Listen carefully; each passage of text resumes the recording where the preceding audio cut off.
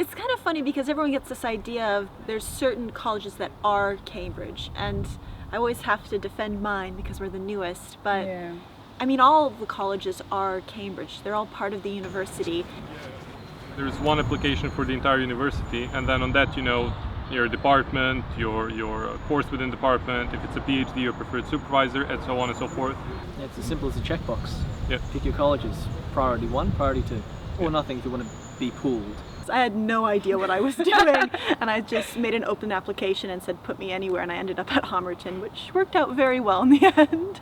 If you're a postgrad, a graduate student, then you are actually guaranteed a place in one of the colleges. So even if you don't get a place in your first or second choice, or if you don't choose any college, they will find a place for you somewhere. Really, I applied at Queen's because of funding. I was mainly looking for which college can give me funding. I didn't know which college is richer than the other. But at Queen's, they had a scholarship for international students, so I was trying to maximize opportunities for funding. I chose FITS because my friend's father studied here many years back, and also there are a few Indians whom I know. We have a lovely library where we are sitting right now. We have a chapel in which we have concerts. We of course have the middle combination room for the graduate students, which is really nice. It's an old building.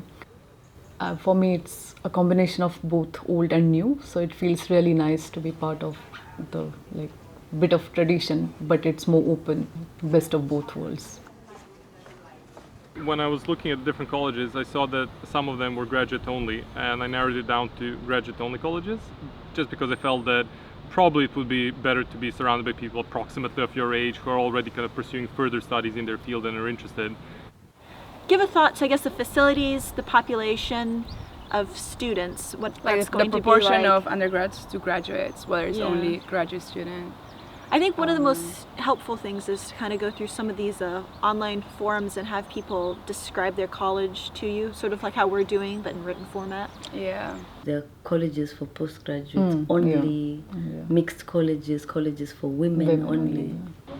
What I would recommend is do take the day or two to look through the short intros about every college on the university website and look at the college websites. It certainly pays off.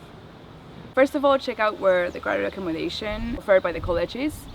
For example, I'm very lucky in Selwyn because all of the colleges are just around the block, so it's very easy to meet up with friends or just pop into hall.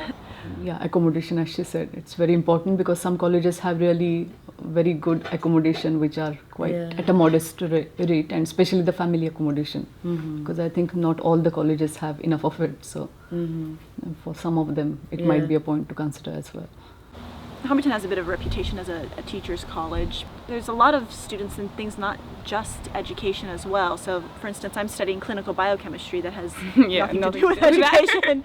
I have friends who are in engineering and chemistry, in history. I mean, there's a lot of subjects that are represented. What really does set Cambridge apart is the college system. Basically, you get students from all over the world, you get students from different fields. In informal colleges like Darwin, you get fellows as well. And over lunch, in the bar in the evening, on the parties and so on, you get to meet lots of interesting people, have lots of interesting discussions. For me, that's the most important thing in the collegiate system. College is like your home. It's like your mother and your father. Yeah. And the department is, school. I mean, if you're having any difficulties with your supervisor or, with any sort of personal matters as well, there is a lot of help, both from college psychologists, the actual pastoral services, people who want to make sure that, not only do you develop professionally and academically into who you want to be, but also personally. And there is good support there, not only from the colleges, but also from the university as a whole.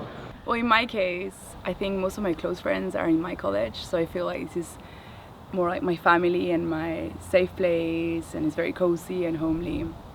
But then I get to interact with people from many other colleges and many other subjects through events, societies, through people working in my lab, in my center. So it's definitely not limited to just your college. You'll definitely get the full Cambridge experience when you get here anyways. You're not going to be cut out from any part of Cambridge life, irrespective of which college you apply for. Joining one college, it's not going to set your academic fate. In the end, it's your choice. You make your Cambridge experience.